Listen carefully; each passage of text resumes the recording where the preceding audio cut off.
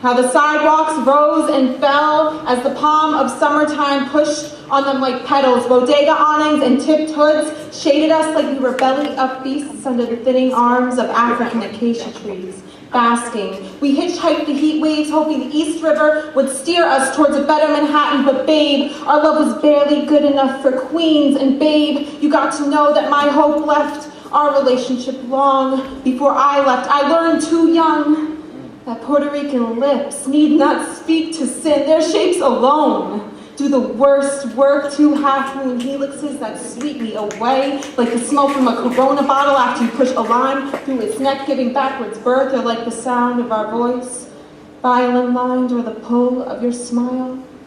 Remember my 15th birthday, beer-handed and love-branded, I went to your home for the first time, and we smoked purple kush that choked like having stuck its fluffiest pillow down my throat. We stopped, dropped, and rolled all over each other like our sex was on fire, and babe, I sipped your Satan like hell was having an open bar, but now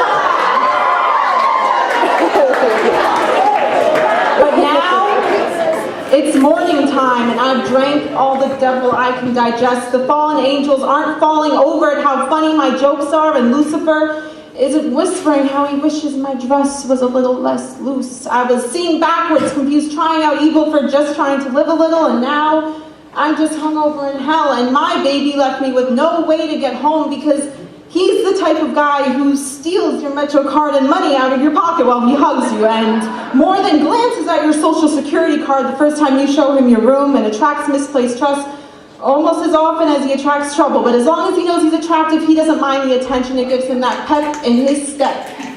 Half linked from a middle school ass stabbing, but don't worry, he retaliated because he's the type of guy who says he's killed someone and you're not sure if he's joking. I can't make this shit up. But worst of all, he's the type of guy who teaches you all about how to lose your virginity, but dips before explaining where the fuck to find it again.